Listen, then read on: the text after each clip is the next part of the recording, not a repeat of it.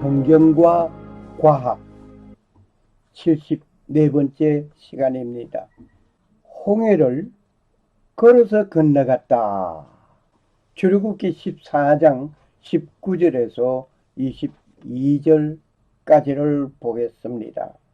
출애굽한 이스라엘 백성이 앞에는 홍해가 가는 길을 막고 있습니다. 그리고 양옆 좌우에는 갈 곳이 없습니다. 뒤에는 애굽 군대가 추격해 오고 있습니다. 이 급박한 상황을 보고 진퇴양난이라 할 것입니다. 오늘 본문의 말씀을 읽겠습니다. 이스라엘의 진영 앞에 가던 하나님의 천사가 이동하여 그들 위에 가매 구름 기둥이 그들의 얼굴 앞에서 떠나가고 그들의 뒤에 서서 이집트 사람들의 진영과 이스라엘의 진영 사이에 당도하니라. 그것이 저들에게는 구름과 흑암이 되었고 이들에게는 밤에 빛을 주었으므로 밤새도록 저편이 이편에 가까이 오지 못하였더라. 모세가 바다 위로 자기 손을 내밀매 주께서 강한 동풍으로 밤새도록 바다를 뒤로 물러가게 하시고 바다를 마른 땅이 되게 하시며 물들을 나누시니 이스라엘 자손이 바다 한가운데 들어가 마른 땅 위로 갔고 물들은 그들의 오른쪽과 왼쪽에서 그들의 위에 벽이 되었더라. 출애굽기 14장 19절에서 22절의 말씀입니다. 하나님의 천사는 이스라엘 진영 뒤로 갔습니다. 이스라엘과 애굽 군대 사이에 구름 기둥으로 추격해 오는 애굽 군대를 막고 있습니다. 이 구름이 애굽 진영에는 어둠이 가득한 흑암으로 그 밤을 지키고 있었습니다. 이스라엘 진영에는 밤을 밝히는 빛이었습니다. 밤이 새도록 애굽 군대는 더 이상 추격해 오지 못하였습니다. 그러한 상황에 하나님은 밤새도록 동풍을 불었습니다. 그리고 바다는 마른 땅이 되었습니다. 그 나누어진 바닷길에 마른 땅이 되어 이스라엘 백성은 걸어서 갔습니다. 홍해에 대한 정보를 자세하게 보겠습니다. 지금 여기 지도를 봅니다마는 사우디아라비아가 있고 사우디아라비아에서 홍해를 건너오면 수단이 있고 그 위에 이집트가 있습니다. 그리고 이집트에 스웨즈만이 있고 시나이 반도가 있습니다. 그리고 스웨즈만과 아카바만이 이렇게 홍해에서 연결되어 나누어져 있습니다. 이 스웨즈만을 통해서 지중해를 연결하는 미리 스웨즈 운하가 있습니다. 홍해는 대개 길이가 1900km입니다. 그리고 평균 수심은 490m입니다. 지구의 대륙 이동으로 생긴 깊숙한 절벽의 형태를 이루고 있는 홍해는 1200m나 되는 절벽으로 형성되어져 있다고 합니다. 이스라엘 백성이 1200m나 되는 절벽을 내려갔다가 다시 올라와야 하는 것을 생각해 보시라 말입니다. 이 험준한 절벽을 타야 하는 것입니다. 그리고 홍해를 걷는 곳이 스웨즈만 쪽입니까? 아니면 아카바만 쪽입니까? 한번 여러분 상상으로 생각해 보시기를 바랍니다. 하나님은 이스라엘 백성을 출애굽하게 하시고 이러한 홍해를 건너게 하셨다고 성경은 기록하고 있습니다. 그것도 장정만 남자의 숫자가 60만 명입니다. 노인과 어린이들 그리고 여자들이 있습니다. 그리고 각종 가축들이 있습니다. 더 나아가서 다른 잡족까지 모두 포함한다고 한다면 대략 200만 명의 인구가 넘을 것으로 추산해 봅니다. 이러한 이들이 이러한 홍해를 건넜을까 하는 의문이 들게 됩니다. 그런데 이 기록이 성경에 있고 하나님의 역사라고 하시는데 하나님은 좀 과장된 말씀으로 위대한 하나님의 능력을 보여주시려는 것이 아닌가 할 정도입니다. 1200m나 되는 절벽을 이 사람들이 내려갔다가 다시 올라가야 한다는 그겁니다. 가능할까요? 지금 여러분은 이 사실이 믿어집니까? 그냥 성경에 기록해 주신 말씀이니 믿는 것이라고 하시겠습니까? 하나님의 말씀이라고 하니 믿을 수밖에 없는 것이라고 말을 하시겠습니까? 홍해를 건넜다는 것을 설명해 보라고 한다면 어떻게 설명하시겠습니까? 오늘 이 사실이 믿어지느냐 아니 믿어지느냐 참 심각합니다. 모세가 부름을 받고 십계를 받은 곳이 시내산, 시나이 반도에 있는 시내산입니까? 시나이 반도에 있는 시내산이냐 아니면 사우디아라비아에 있는 시내산이냐, 이것도 큰 의문점을 던지고 있습니다. 성경이 하나님의 말씀이니 기록된 하나님의 말씀을 그대로 나는 믿을 뿐이라고 하시겠습니까? 그렇게 빡빡 우기시겠습니까? 납득이 될 만한 설명을 하라고 한다면 어떻게 과학적인 입장에서 설명할 수 있겠습니까? 그런데 놀라운 것은 하나님께서 해저 지형이 이렇게 생긴 곳으로 이스라엘 백성을 인도하셨습니다. 수심이 120m가 되고 경사로가 6도로 완만한 곳을 택하셨습니다. 홍해 전체 길이는 1900km입니다. 340km 정도의 길이를 가지고 있는 아카바만이 있습니다. 홍해 최대 수심은 2850m가 됩니다. 그리고 이스라엘 백성이 총 집결한 곳은 누에바에 형성된 삼각주가 있습니다.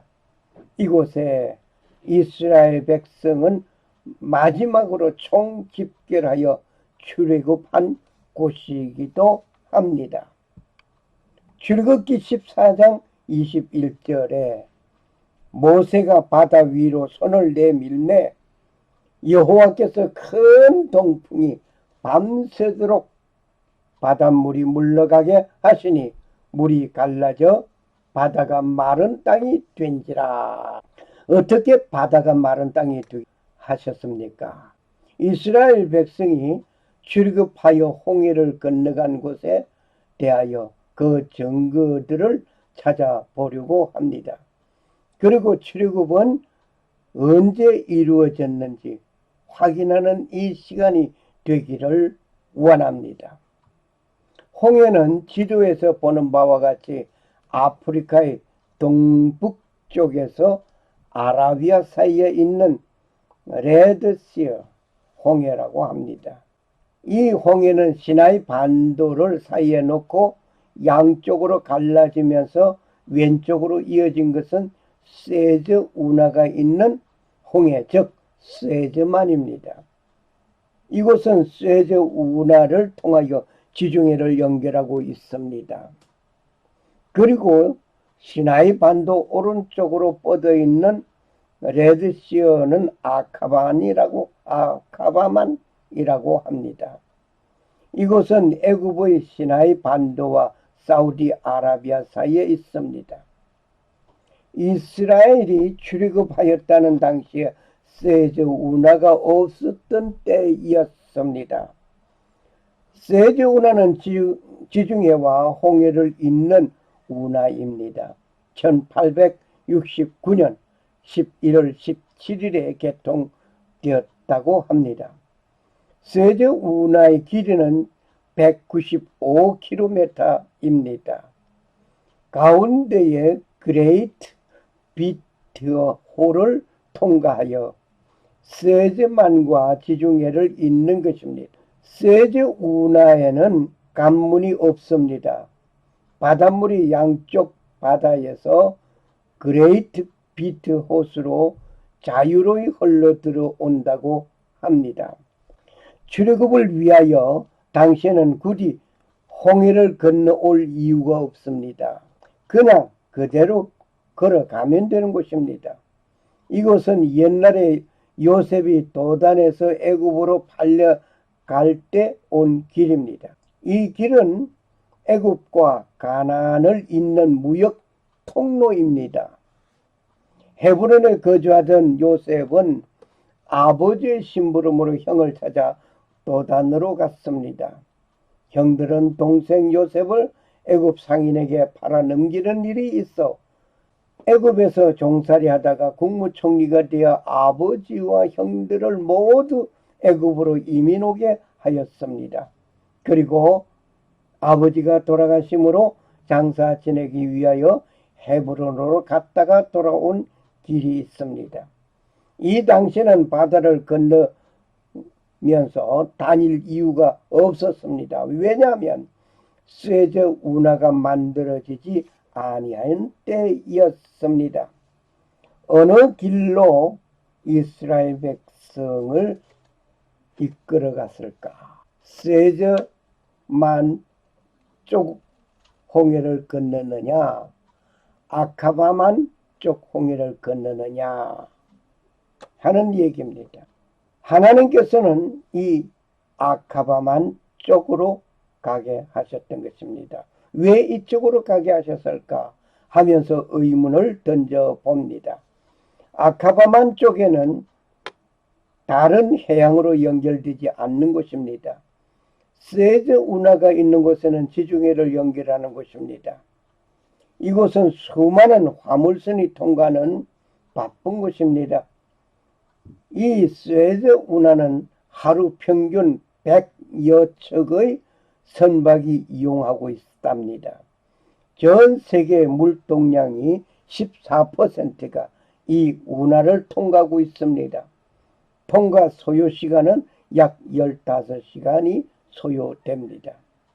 운하의 폭은 365m입니다. 평균 수심은 20m인데 교통량이 늘어남에 따라 꾸준한 준설 확장을 계속하고 있습니다.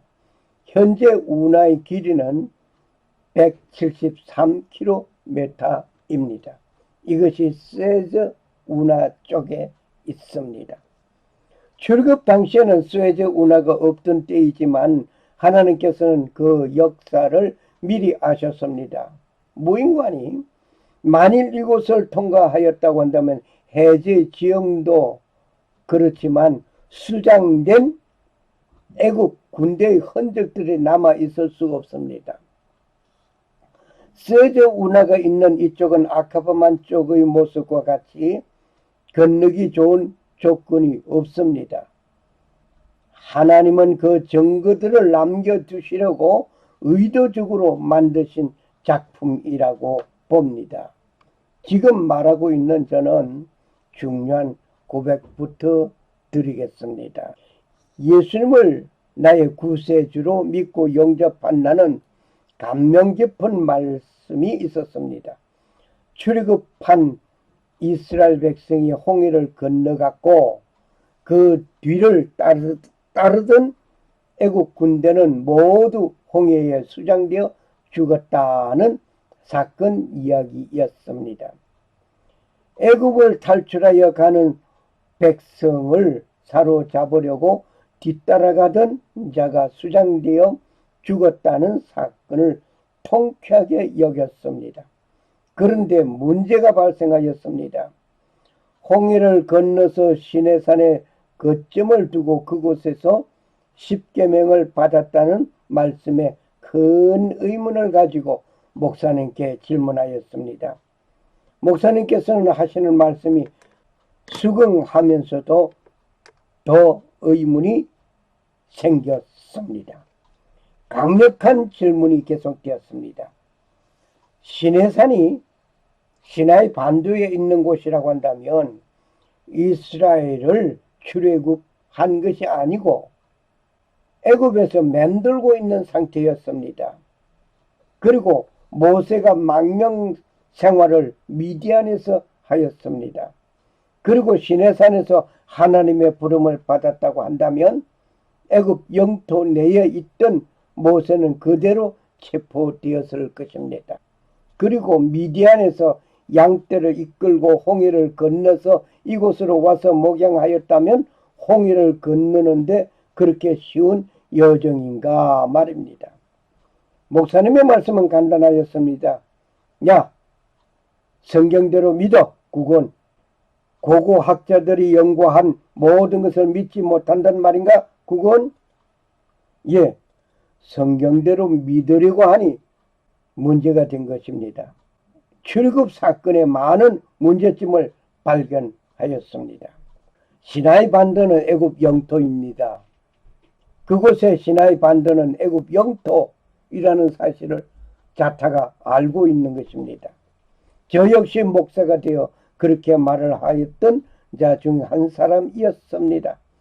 그러나 출애굽 사실에 대하여 새로운 정보를 얻고 새롭게 출애굽 경로를 공부하면서 증거들을 확보하였습니다. 이제는 출애굽에 관한 사건을 정확하게 말하게 된 지는 불과 몇 년 전이었습니다. 지금도 시나이 반도 시내산에서 십계명을 받았다는 분들과 많은 논쟁을 하면서 이 사실을 다시 논하게 되는 것입니다. 다시 정리해 봅니다. 모세가 미디안으로 망명 갔습니다. 미디안에서 양치기로서 목동 일을 하였습니다. 양떼를 이끌고 시나이 반도에 있는 시내산에 왔다 갔다 할 수 있는 거리와 여건이 주어지는가 생각해 보시길 바랍니다. 시나이 반도와 미디안 사이에는 아카바만 홍해가 가로막고 있습니다. 미디안에서 결코 양떼를 이끌고 홍해를 건너와서 목양할 수 없다는 것이 분명한 겁니다. 사우디아라비아국에 시내산이 있다는 것을 발견한 겁니다. 모세가 양떼를 이끌고 이곳에 출입하다가 하나님의 부름을 받았습니다. 사우디아라비아에 있는 시내산에서 하나님의 부름을 받은 것입니다. 그리고 출애굽한 뒤에 이 산에서 십계명을 받았습니다. 하나님께서 이곳에서 모세에게 성막 설계를 주시고 성막을 만들게 하셨던 것입니다. 시나이 반도에 있는 시내산은 출애굽 이전이라고 보아야 할 것입니다. 왜냐하면 애굽 영토 내에 있었기 때문입니다. 그러므로 사우디아라비아에 있는 시내산입니다. 하나님께서는 동풍을 밤새도록 불었습니다. 모세가 바다 위로 자기 손을 내밀매 주께서 강한 동풍으로 밤새도록 바다를 뒤로 물러가게 하시고 바다를 마른 땅이 되게 하시며 물들을 나누시니 이스라엘 자손이 바다 한가운데로 들어가 마른 땅 위로 갔고 물들은 그들의 오른쪽과 왼쪽에서 그들을 위해 벽이 되었더라. 출애굽기 14장 21절 22절 말씀입니다. 하나님은 강한 동풍을 불어 바닷물을 물러가게 하셨습니다. 그리고 그곳을 마른 땅이 되게 하셨습니다. 양좌우편에는 물이 벽이 되었습니다. 하나님은 큰 동풍을 불어 밤이 새도록 바닷물을 물러가게 하시니 출애굽기 14장 21절 말입니다. 그 시험한 결과가 있습니다. 일정 방향으로 시속 74km로 불면 10시간 동안 바람을 불게 되면 가능하다는 것이 시험 결과 나타나 있습니다. 하나님의 말씀은 정확하였습니다. 그 엄청난 바람은 창조주만이 하실 수가 있었습니다. 이해를 돕기 위하여 영상을 보시겠습니다. 오늘 그 실험한 그 결과 동영상을 지금 보고 계십니다. 잘 보시면 크로싱이를 이곳을 잘 유심히 보시기 바랍니다. 보니까 바람이 지금 불기 시작했어요. 바람을 불었더니 점점 육지가 드러나는 겁니다. 육지가 드러났습니다. 예, 드러난 이 순간에 이스라엘 백성은 건너갔죠. 다시 한번 이 모습을 보여드릴 것입니다. 다시 한번 보시기 바랍니다. 지금 바람이 불기 시작했습니다. 바람이 불어서 지금 동풍이 불어 내치고 있습니다. 바람 불고 바람 불고 바람 불고 바람 불어서 육지가 지금 드러나고 있습니다. 보셨습니까? 이와 같은 모습 이대로가 그 당시에 있었단 말입니다. 지형적으로 물 아래 6도 정도로 완만한 경사를 가진 수심이 120m 정도 깊지 않는 언더워터 브릿지가 있다는 것입니다. 크로싱 루트 외 다른 곳의 깊이는 약 1500m의 수심입니다. 양좌우에. 참 하나님은 오묘하신 하나님이십니다. 이스라엘 백성이 총집결한 곳입니다. 이곳에서 홍해를 건너간 곳입니다. 여기에 본 것처럼 화살 표시, 빨간 화살 표시 보시면 됩니다. 이렇게 건너갔다 말입니다. 그리고 출애굽한 이스라엘 백성은 유아 외에 보행자만 장정 60만 명이었습니다. 그리고 중단 잡족과 양, 소, 생축들이 있었습니다. 이 수를 총 다 합하면 얼마인지 상상해 보십시오. 나는 추산하기를 200만 명으로 추산하고 있습니다. 이들은 앞으로는 홍해가 가로막고 있습니다. 양좌우로는 갈 곳이 없습니다. 뒤에는 애국 군대가 추격해 오고 있습니다. 매우 급박한 상황에 처한 곳이었습니다. 홍해를 건너기 전 마지막 총집결지가 그만한 무리들이 수용할 만한 곳이 있어야 합니다. 바로 이곳이 그곳입니다. 모래토사가 바다에 쌓인 것의 길이가 9km입니다. 폭이 6km 되는 것입니다. 한국의 여의도 면적의 약 4배 정도라고 한다면 그 넓이를 알만 하실 것입니다. 이들은 애굽에서 거주한 지 430년이었습니다. 피할 곳이 없는 막막한 상황에 일부 백성들의 원망 소리가 있었습니다. 모세는 하나님께 기도합니다. 바다는 갈라지고 마른 땅을 건너가듯이 곧 된 곳이 총집결하여 간 곳이 이곳이었습니다. 지금도 구글 어스를 통하여 이곳을 찾아보시면 알 수 있습니다. 그리고 해변을 모두 검토해 보시면 곧 알게 될 것입니다. 하나님께서 지금까지 백성 앞에 있던 구름과 불 기둥은 백성의 뒤로 가서 애국 군대를 막고 있었습니다. 하나님께서 이스라엘과 애국 군대 사이에 불 기둥으로 막아 이스라엘이 모두 건너가기를 다하도록 역사하셨습니다. 따르는 애굽 병거 바퀴를 벗겨 달리게 극렬하게 하셨습니다. 출애굽기 14장 25절. 이곳에 이스라엘 백성이 홍해를 건넜다는 기념을 솔로몬이 세웠다고 합니다. 이 기념비가 이곳 애굽 영토 시나이 반도에 있습니다. 이 기념비에 사람들이 기념사진을 찍고 있습니다. 그리고 그 크기가 짐작이 갈 만합니다. 보시다시피 세 사람이 앞에 섰습니다. 그리고 사람 키가 한 3배 정도 될 것 같으네요. 먼저 구글 어스에서 솔로몬이 출애굽한 기념비를 세웠다는 곳을 찾아보기로 하겠습니다. 여기에 숫자가 28, 58점 뭐 이렇게 쭉 되어 있는 이것을 그대로 구글 어스에 가서 검색을 하게 되면 이 사진을 보실 수가 있습니다. 지금 구글 어스 작업 화면에 보이는 그림은 구글 어스에서 보는 화면들입니다. 오늘 구글 어스를 통하여서 한번 저 중동 지방으로 여행해 봅니다. 특히 이스라엘 백성들이 홍해를 건넜다고 하는 그곳, 솔로몬이 기념비를 세웠다고 하는 그곳을 찾지 못하시는 분들이 있어서 오늘 이렇게 직접 구글 어스를 통해서 가는 길을 보여드리려고 합니다.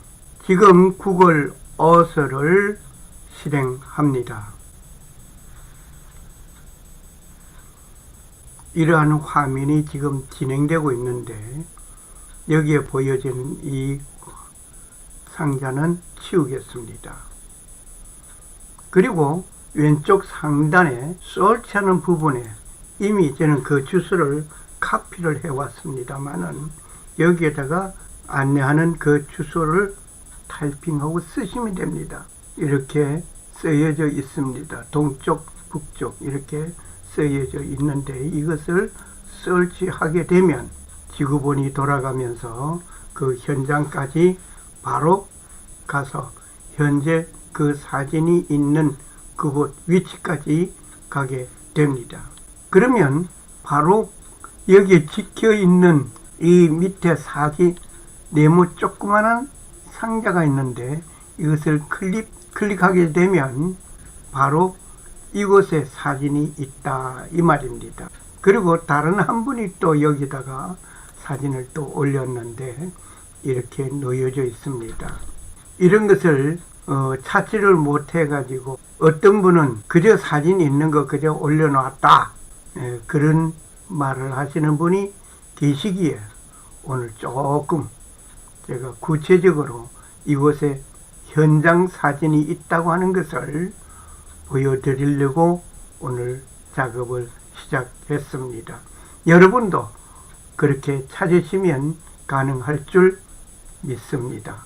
그러면 이 지도를 좀 더 줄여서 이 위치가 정말 사우디아라비아 쪽인지 애굽 시나이 반도 쪽인지 이것을 확인해 보고자 합니다. 지도를 줄여봅니다.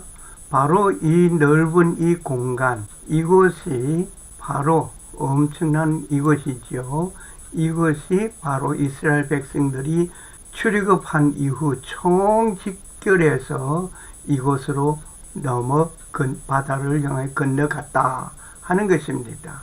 자, 그러면은 더 지도를 줄여서 여기에 건너간 이곳입니다. 여기는 사우디아라비아 쪽이고 이것은 애굽 시나이 반도입니다. 이것은 또 아카바만이라고 하는데 위로 올라가서 사해 바다가 있게 되죠. 사해 바다가 한번 구경하고 내려오겠습니다. 이것이 사해 바다, 죽음의 바다라 그러죠. 여기에 예루살렘이 여기에 있습니다. 있고 다시 돌아갑니다. 돌아가서 아카바만 있습니다. 지금 지도에서 그 사진을 본 곳이 이곳입니다. 이곳을 더 내려가서 지도를 더 줄여보죠. 네, 줄이면은 이렇게 되어짐을 홍해가 됩니다. 여기가 홍해가 되고 여기 이렇게 가서 서쪽으로 해서 세저 운하가 여기 있습니다. 그렇게 해서 세저 운하를 통해서 이렇게 지중해로 빠지게 됩니다. 그러므로 세저 운하가 만들어진 것은 출애굽하고 얼마 후에 있었습니다. 바로 이곳에 이스라엘 백성들이 생활하던 곳이었고 430년이 지난 후에 건너왔는데 이곳에는 홍해를 건널 이유가 하나도 없습니다. 여기는 육지였습니다. 세저 운하가 만들어지고 난 이후에는 여기서 운하가 뚫려 있기 때문에 여기 갈라져 있습니다. 배들이 엄청난 큰 배들이 이렇게 지중해에서 홍해 쪽으로 건너오고 홍해 쪽에서 지중해로 건너갑니다. 그러면 이것을 더 지도를 줄여서 보고 우리는 한번 이집트가 여기 있죠. 이게 되는데 홍해가 됩니다. 이거 아프리카입니다. 아프리카인데 중요한 것은 이 지중해에서 이 세저 운하가 없다면 전부 돌아서 전부 이거 아프리카 맨 끝부분 희망봉이라는 곳이 있습니다. 이렇게 돌아서 이쪽으로 와야 아이시안으로 가고 이렇게 돌아다녀야 됩니다. 엄청난 먼 길을 해안길을 건너야 하는데 여기에 세저 운하가 있음으로 인해 가지고 이렇게 돌 이유가 없습니다. 그냥 여기서 지중해에서 이태리에서 그저 이쪽으로 세저 운하를 통해 이렇게 건너오면 간단하게 건너오게 됩니다. 이러한 것을 볼 때 정말 하나님께서는 여기에 이스라엘 백성들이 홍해를 건너는 것은 이쪽 세저 운하 쪽에 홍해를 건넌 것이 아니라 바로 아카바만 쪽 홍해를 건넜다는 얘기입니다. 여기에 바로 이 사진이 있는 이곳이 솔로몬이 기념비를 홍해를 건너왔다 하는 기념비를 세운 곳이 이곳입니다. 지금 바로 사진을 찾지 못하네요. 자꾸 다른 사진이 나오는데 어쩔 수 없이 크로즈앱하고 들어가야 되겠습니다. 이제 나올 것 같습니다. 이런 사진들이 엄청 많이 담겨져 있는데 담겨진 이 가운데 이 사진이 담겨져 있습니다. 여러분도 구글 어스를 통해서 찾아보시기를 바랍니다. 감사합니다. 홍해를 건너갔으면 건너온 쪽에도 이만한 것이 있어야 합니다. 그런데 초라하게 깃발 하나가 세워져 있습니다. 이야기로는 이곳에도 애굽 쪽에 있는 것 같이 큰 기둥이 있었는데 사우디 정부에서 그것을 치웠다는 말이 있습니다. 하나님은 모세에게 명령하셨습니다.